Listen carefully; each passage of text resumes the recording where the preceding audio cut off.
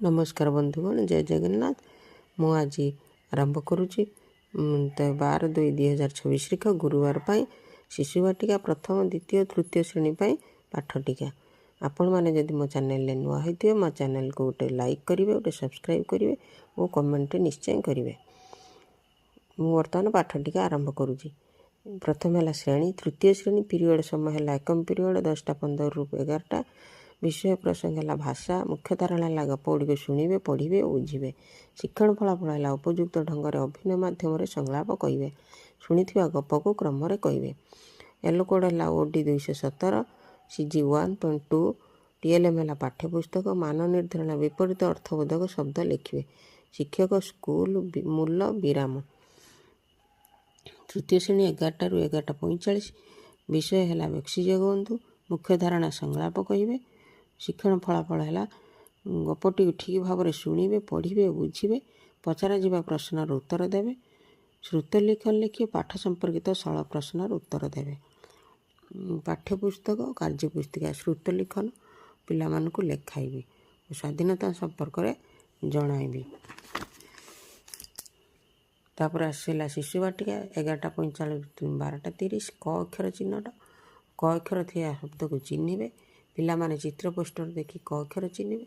OD 103 शिशु वाटिका पुस्तक चित्र पोस्टर।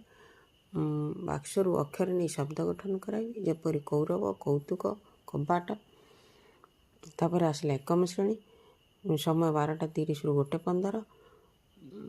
विषय है मो विद्यालय। मुख्य धारणा चित्रित करेंगे। मो विद्यालय चित्रटी देखिए बुझे से रंग देवे। EL 103 चित्र पोस्टर चित्र आंकिबे।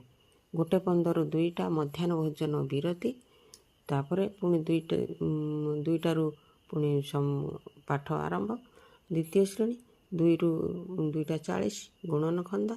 2 रो गुणन खंदा प्रस्तुत करेंगे। पिला माने गणित कार्य पुस्तिकार सप्ताह 17 कार्य फटोटी करेंगे। ILM 5.30 गणित कार्य पुस्तिका। क्रमिक जोग द्वारा गुणन खंदा प्रस्तुत कराइबी। क्रमिक मिश्रण गुणन खंदा 2 2 × 1 2 2 + 2 2 × 2 4 2 + 2 + 2 2 × 2 × 3 6। चतुर्थ श्रेणी 2:40 ରୁ 3:20 भाषा कार्यफर्द। कार्यफर्द 48 अभ्यास कार्य। पिला माने अनुच्छेद पढ़े तार प्रश्न तैयारी करेंगे। OD 412 CG 1.2 स्वाधीनता आंदोलन संपर्क में जानिबे। द्वितीय तृतीय प्रथम श्रेणी 3:20 ରୁ 4टा हस खुशी मुक्त खेल।